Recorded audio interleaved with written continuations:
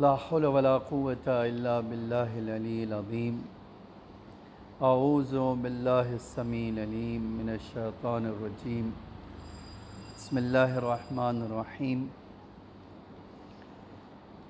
الحمد لله الذي كفى وسلام على عباده الذين اصطفى محمد وآله الطاهرين لا سيما الإمام المبين بقية الله في الأرضين والحجة الثاني عشر الإمام المهدي المنتظر صلوات الله وسلامه عليه أما بعد فقد قال رسول الله صلى الله عليه وآله وسلم في دعائه اللهم قربني فيه إلى مرضاتك وجنبني فيه من سخطك ونقماتك ووفقني فيه لقراءة آياتك برحمتك یا ارحم الراحمین۔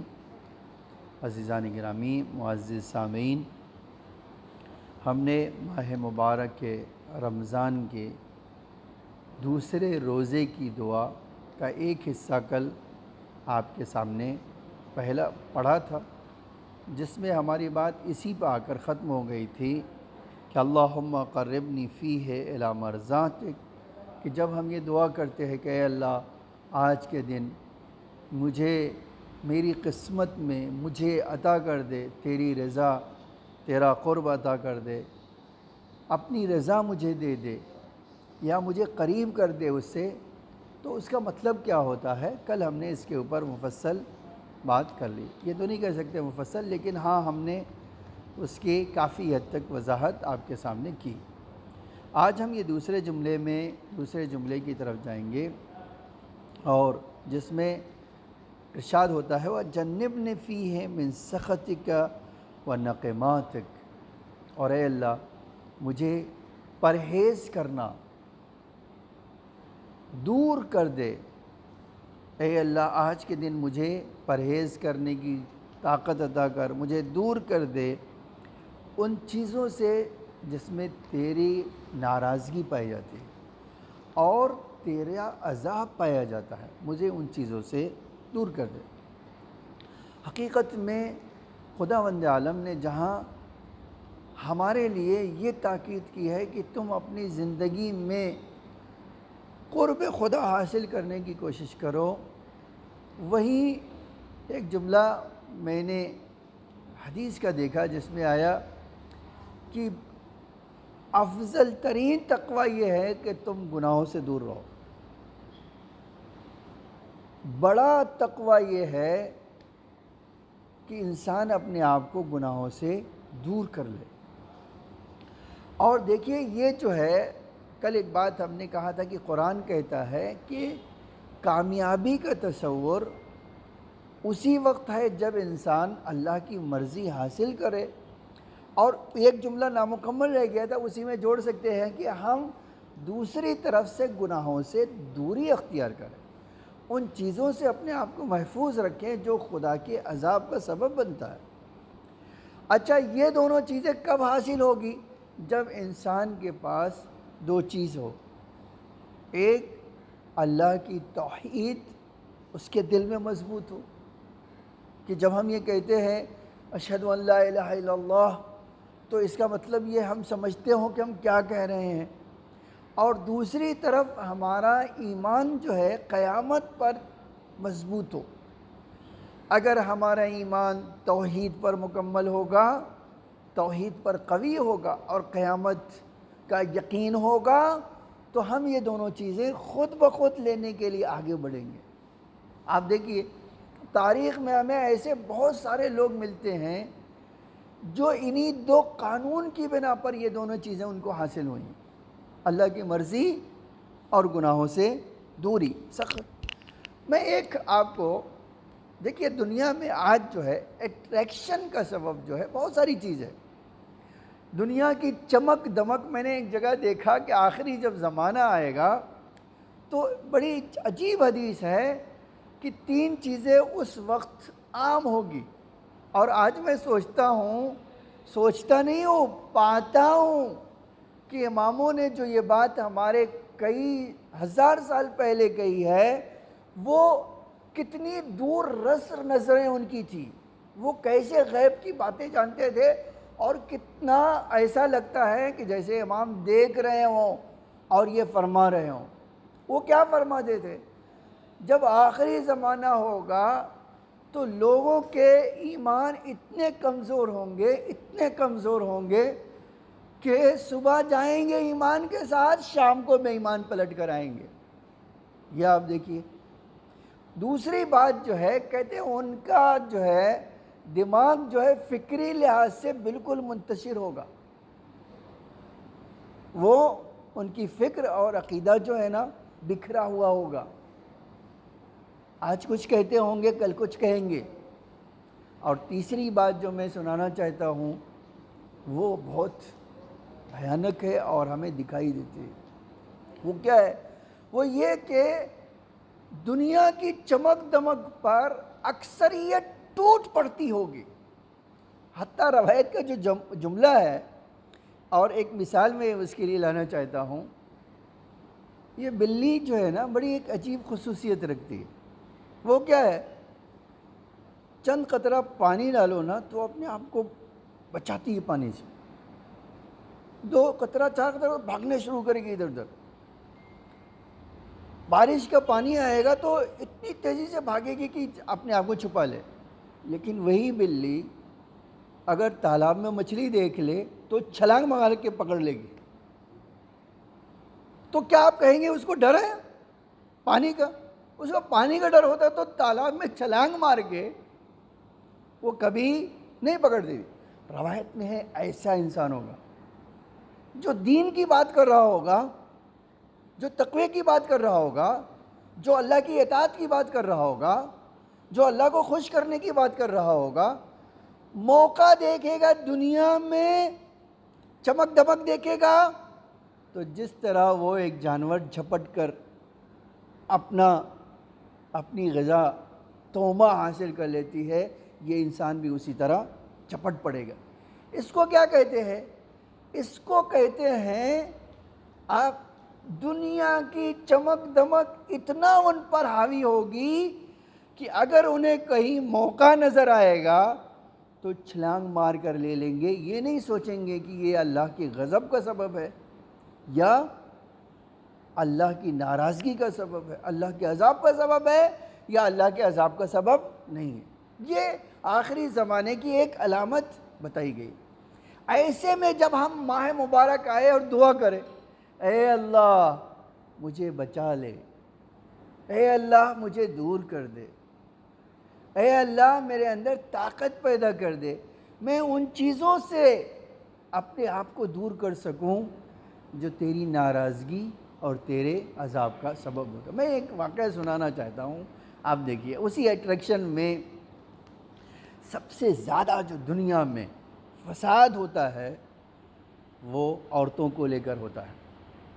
حتیٰ حدیث کا جملہ ہے یہ، النساء حبائل الشیطان، شیطان کسی کے گردن میں رسی ڈالنا چاہتا ہے تو اس کے لیے سب سے بہترین جو ہے ذریعہ کیا ہے؟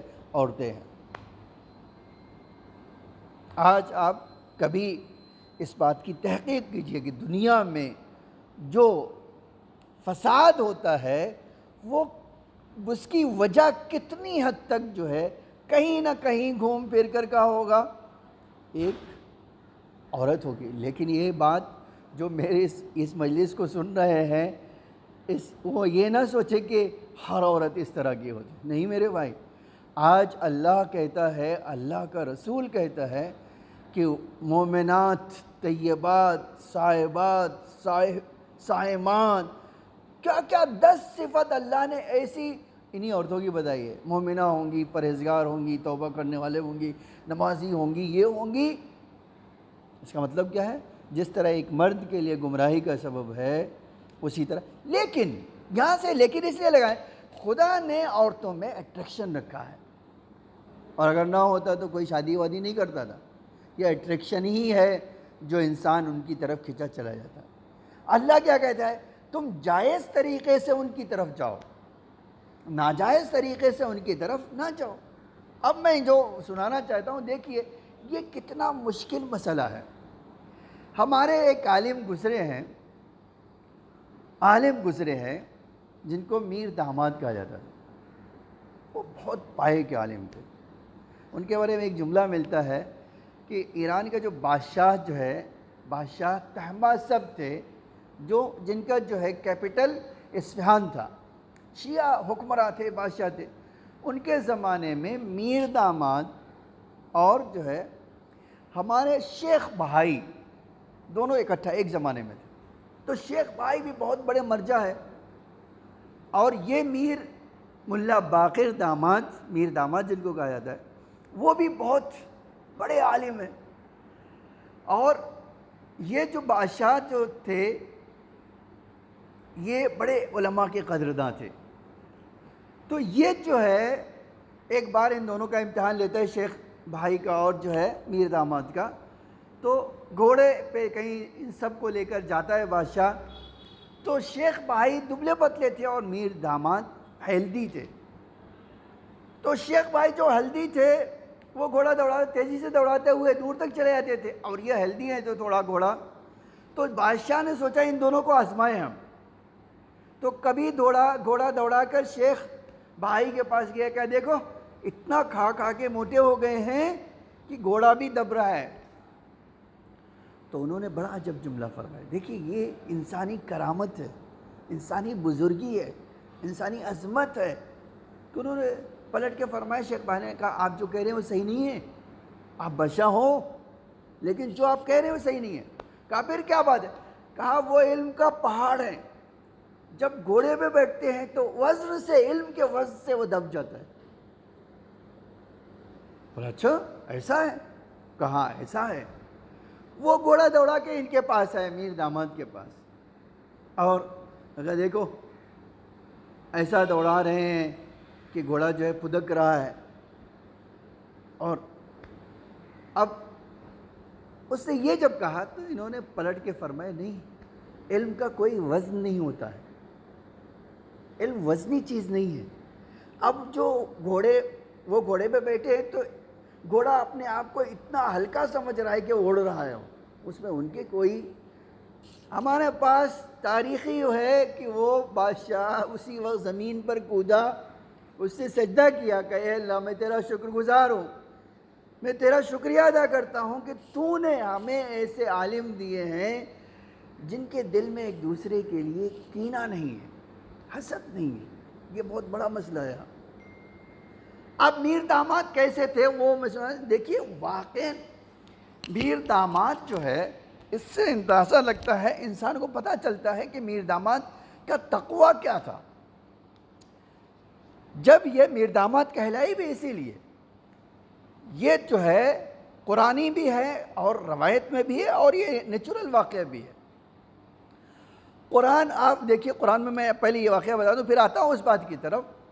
آپ واقعی تصور نہیں کر سکتے کہ ایک انسان خدا کا خوف اس طرح رکھتا ہے، اور جب یہ دعا کرتا ہے کہ اے اللہ مجھے بچا لے، تو خالی دعا ہی نہیں کرتا، اپنے اندر یہ خوف پیدا کرتا ہے کہ اگر معصیت کا کوئی سبب فراہم ہو تو وہ اس کی طرف نہ جائے. وہ جو ہے تاریخ نے بڑا عجب جملہ لکھا ہے کہ مدرسے میں پڑھتے تھے اور مدرسہ شہر کے باہر تھا. کہتے ایک رات بارش ہو رہی تھی، طوفان آ رہا تھا کہ اچانک ان کے کمرے کے دروازے کو کھٹکھٹایا گیا. تو انہوں نے سوچا بھئی اس مصیبت کے وقت میں کون اس جنگل میں ہے، اس بیابان میں ہے. تو دروازہ کھولا، دیکھا ایک لڑکی پانی میں شرابور کھڑی ہوئی ہے، تر تر کانپ رہی ہے. دروازہ کھولا، پوچھا کیا بات ہے؟ بولے میں گھر کا پتہ بھول گئی ہوں، اب مجھے راستہ دکھائی نہیں دے رہا، رات کی تاریکی ہے اور یہ اس طرح جو ہے طوفان ہے، میں اب جانے کی ہمت نہیں کرتی ہوں، مجھے اپنے کمرے میں جگہ دے دی. انہوں نے کہا کہ میں اکیلا ہوں اور میں جوان ہوں، میں کیسے؟ اس نے کہا میرے پاس کوئی راستہ نہیں ہے، آپ مجھے اپنے کمرے میں جگہ دے دیجیے. کہ میں نے دروازہ کھول دیا. اب میرے پاس تو کچھ نہیں تھا، میرا خود کا کپڑا ہے، میں اس کو کیا کروں؟ اور یہ ٹھنڈک سے کانپ رہی۔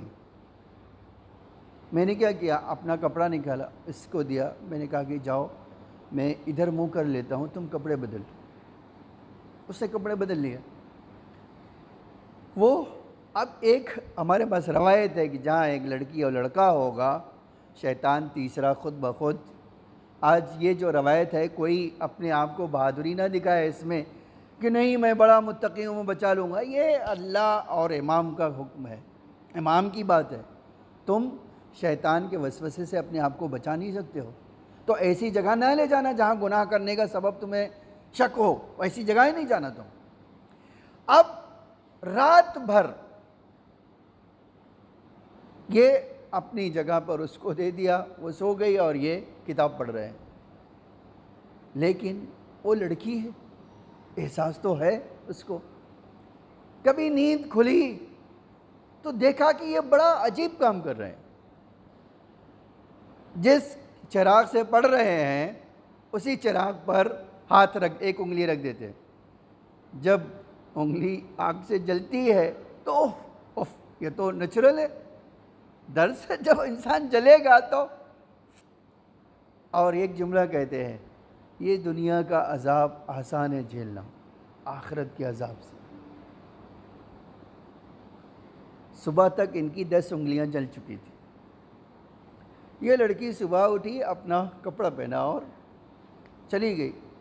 جب چلی گئی تو پتہ چلا یہ بادشاہ کی بیٹی ہے، اور بھی زمانے کے بادشاہ کی بیٹی۔ تو بادشاہ تو بڑے ظالم ہوا کرتے تھے، انہوں نے کہا بھائی نہیں، یہ لڑکی رات بھر غائب رہی تو اس کا مطلب یہ پاکیزہ دامن نہیں ہے، اس کو سزا دینا ہوگی۔ یہ اب اس لڑکی نے کہا بھائی میری بات تو سن لی جائے، پھر مجھے سزا دی جائے۔ ٹھیک ہے، آپ مجھے، میں نہیں کہنا چاہتی ہوں بھئی آپ کو شک ہوگا میرے اوپر، کوئی بھی لڑکی جوان جب گھر سے باہر رہے گی تو اس طرح کی چیز ہوگی، تو میں یہ نہیں کہتی ہوں، لیکن میری ایک بات تو سن لی جائے۔ میں کہاں تھی، کیسا تھا، کیا ہوا، کہا سنو۔ جب اس سے ساری داستان سنائی تو ان کو بلایا گیا۔ اس نے کہا میری پاکیزگی کی تصدیق یہ جوان کی انگلیاں کرتی ہیں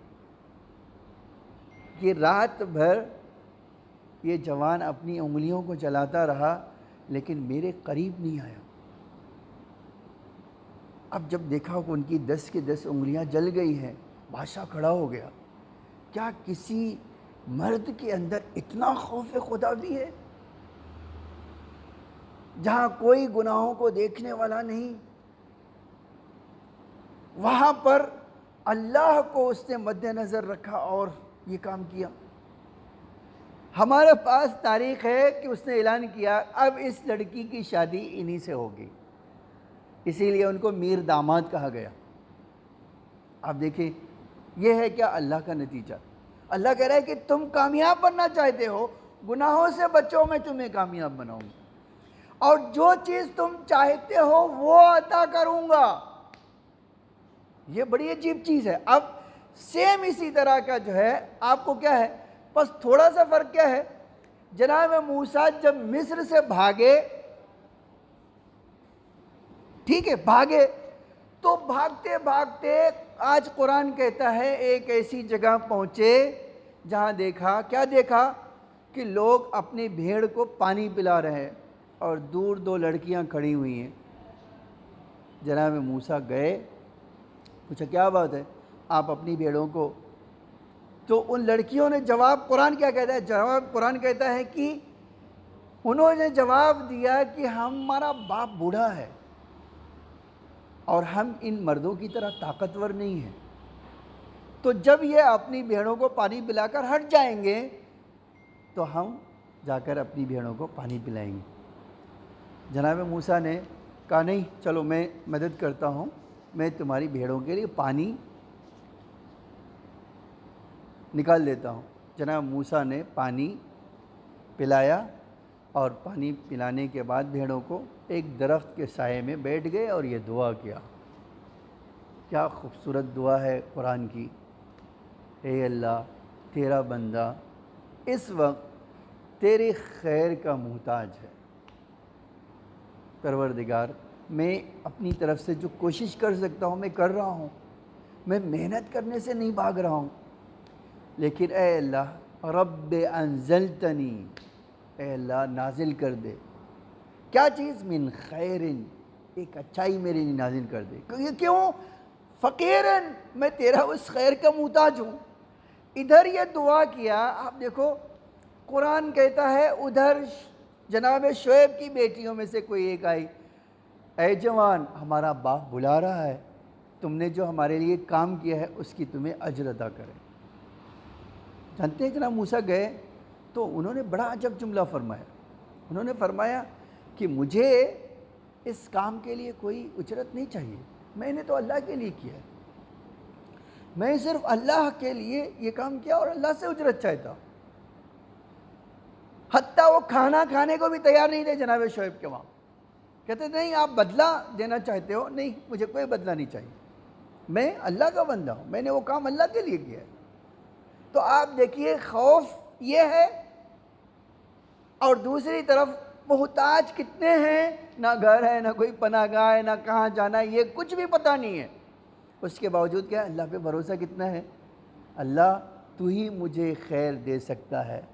اور اللہ نے کیا کیا، اس تھوڑی سی زحمت کے بدلے اللہ نے کیا کیا، ان کو جناب شعیب کے پاس بھی بھیج دیا، ان کے رہنے کا بھی انتظام کر دیا، اور یہی نہیں ان کو شادی کا بھی انتظام کر دیا اور دشمنوں سے محفوظ بھی کر دیا۔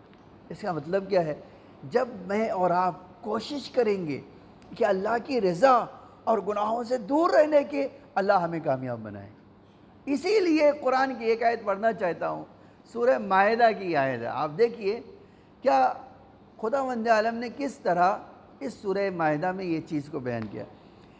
قال اللہ، یہ 119 نمبر کی، 116 نمبر کی یا 119 نمبر کی آیت ہے، ظاہراً 116 نمبر کی۔ قال اللہ، اللہ کہتا ہے هذا یوم ينفع الصادقین صدقہم، آج کے دن صرف سچے لوگوں کی سچائی کام آئے گی، کچھ اور کام نہیں آنے والا۔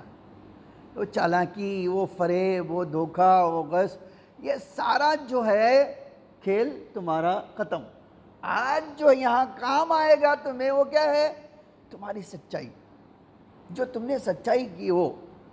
پھر اللہ کہتا ہے سچائی کا نتیجہ کیا ہے، لہم جنات تجری من تحتها الانہار، یہ وہ ہے ان کی سچائی کا نتیجہ کہ آج انہیں اس جنت میں جگہ دی جائے گی جس کے نیچے سے نہریں جاری ہیں، جس کے نیچے اللہ کی نعمتیں ہیں، نعمتیں ہی نعمتیں ہیں۔ خالدین فیہا ابداً، ہمیشہ کے لیے تم چلے جاؤ، یعنی آپ اس دنیا میں چند سال زحمت اٹھاؤ، اللہ کی خوشنودی حاصل کرو، گناہوں سے دوری اختیار کرو۔ اللہ کیا کہہ رہا ہے، تمہاری سچائی کا تمہیں صلہ کیا ملے گا، ایسی نعمتیں جو ہمیشہ کے لیے رہیں گی، کبھی ختم نہیں ہوں گی۔ اس کے بعد اعلان کرتا ہے رضی اللہ عنہم، یہ اللہ سے راضی ہیں۔ آج تم اللہ کی رضا حاصل کرو، کل اللہ تمہیں راضی کر دے گا، تم راضی ہو جاؤ گے۔ کیوں؟ اس لیے کہ وہ تمہیں ملے گا جس کو دیکھ کر تم کہو گے اللہ میرے لیے بس ہے، انف۔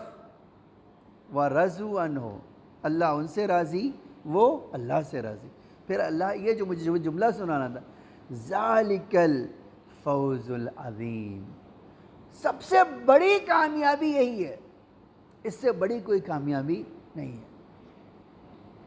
ہر انسان دنیا میں کامیاب ہونا چاہتا ہے، کوئی ایسا نہیں ہے جس کو میں نے دنیا میں دیکھا اور کہے کہ نہیں میں ناکامیاب بننا چاہتا ہوں۔ ہر آدمی کامیاب بننا چاہتا ہے، ٹھیک ہے، لیکن کامیاب بننے کا جو ہنر اللہ نے بتایا گا، دو چیز، ایک میری رضا حاصل کرو اور گناہوں سے اپنے آپ کو بچائے رکھو۔ اگر تم نے اپنے آپ کو گناہوں سے بچائے رکھا اور میری رضا حاصل کر لیا، تم سے بڑا کوئی کامیاب انسان نہیں۔ اچھا یہ نہیں کہا کہ خالی تم آخرت میں کامیاب بنو گے، نہیں میرے بھائی، یہ سوچنا غلط ہے۔ آج اللہ کہتا ہے کہ یہ دنیا میں نے اپنے پاکیزہ بندوں کے لیے بنائی ہے۔ حقیقت میں میری دنیا کے جو مالک ہوں گے میرے نیک بندے ہوں گے، مجھے وہ لوگ پسند نہیں آتے جو میری دنیا میں رہ کر اور میری مخالفت کرتے ہو۔ عزیزانی گرامی، یہ جملہ، یہ جو دعا ہے نا، یہ انسان کے لیے بہت بڑی دعا ہے کہ انسان یہ کہے اے اللہ مجھے اپنی رضا عطا کر دے، اے اللہ اس ماہ رحمت میں، اے اللہ اس ماہ مغفرت میں مجھے گناہوں سے دور رہنے کی توفیق عطا کر دے۔ عزیزانی گرامی، میرا وقت مکمل ہو گیا، میں یہیں تک آپ کو انشاءاللہ ہماری بات آگے کل ہوگی۔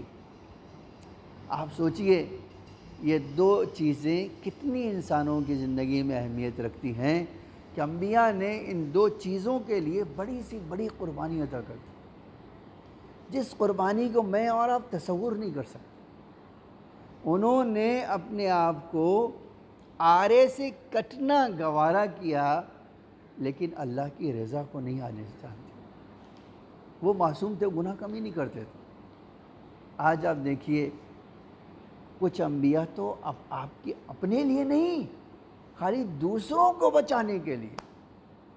آج ہم دیکھتے ہیں کہ اللہ کا رسول خود پتھر کھاتا ہے کس لیے، اور یہ دعا بھی کرتا ہے کہ اے اللہ میری امت کے لوگ نادان ہیں، یہ مجھے پتھر مان رہے ہیں، میں ان سے کہہ رہا ہوں آؤ اللہ کی رضا حاصل کرو، لیکن وہ پتھر مار رہے ہیں۔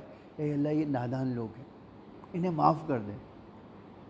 آپ دیکھو آقا حسین کو جب کربلا میں آئے تو ایک ہی کہتے تھے میرا مقصد یہ جو تاریک میں رہنے والے انسان ہیں ان کو تاریک سے نکال کر نور کی طرف لاؤں، اس کے لیے چاہے مجھے اپنے حبیب کی قربانی دینا پڑے، چاہے میرے بھانجوں کی قربانی دینا پڑے، انہوں محمد کی قربانی دینا پڑے، چاہے میرے 36 سالہ بھائی کی قربانی دینا پڑے۔ آپ نہیں تصور کر سکتے، میں سوچ بھی نہیں سکتا ہوں یہ قربانیاں حسین کے لیے کتنی اہمیت رکھتی تھی۔ بس یہ دو جملہ سن لیجئے، میں نے بات مکمل کر دی۔ جب 36 سالہ بھائی میدان میں گیا ہے نا تو امام کی حالت کچھ اور تھی۔ دو ہی ایسی جگہ ہے کربلا میں، راوی کہتا ہے کہ اب حسین جتنے بھی شہید ہوتے تھے امام کا چہرہ چمکنے لگتا تھا، دمکنے لگتا تھا، لیکن کچھ ایسے شہید ہیں جہاں آقا کے چہرے پہ شکستگی کے، ٹوٹنے کے آثار ظاہر ہو گئے۔ میں نے مقتل کے جملہ دیکھا کہ جب آقا اپنے بھائی 36 سال بھائی کے لاش پر پہنچے تو ایک بار میدان کربلا پہ بیٹھ گئے، باب الحوائج کے سر کو اپنے آغوش میں لیا، لیکن باب الحوائج نے اپنا سر ہٹا لیا، دوبارہ لیا، جب ہٹا لیا تیسری بار رکھا تو بڑا عجب جملہ فرمایا، بڑا دردناک جملہ فرمایا کہ بھیا میرے آنے میں تاخیر ہو گئی، مجھ سے ناراض ہو؟ کہا نہیں بھائی میں تم سے ناراض نہیں ہوں۔ کہا بھیا پھر کیا بات ہے، میں تمہارا سر اپنی آغوش میں لیتا ہوں اور تم ہٹائے لیتے ہو۔ کہا آقا اس سوچ کر ہٹائے لیتا ہوں کہ غلام کا سر تو آپ کی آغوش میں ہو، لیکن آقا جب اسی کربلا کی زمین پر ہوگا تو اس کا سر کس کے آغوش میں ہوگا؟ شاید آقا نے کہا او بھیا گھبراؤ نہیں، میری ماں مدینے سے آ جائے گی، وہ میرا سر اپنی آغوش میں لے گی۔ مجھے جو جملہ سنانا تھا وہ جملہ سنا دوں۔ ارباب عزا امام سے باتیں کیا، وصیت کیا بھیا میری لاش خیمے میں نہ لے جائیے گا، مجھے سکینہ سے شرم آتی ہے، یہ کہہ کے آخری ہچکیاں لیا۔ حسین کے لیے بڑا عجب جملہ ملتا ہے۔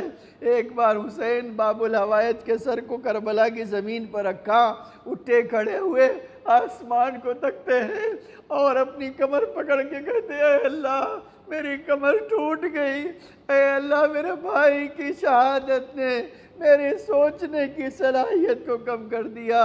الا لعنت اللہ علی القوم الظالمین۔ سیعلم الذین ظلموا ای منقلب ینقلبون۔ الہی بحق الزہرا و ابیہا و بالہا و بنیہا وسر المستودع فیہا بعدد ما حاط بہ علم، اے اللہ ہماری اس مختصر سی ادا کو قبول فرما۔ اے اللہ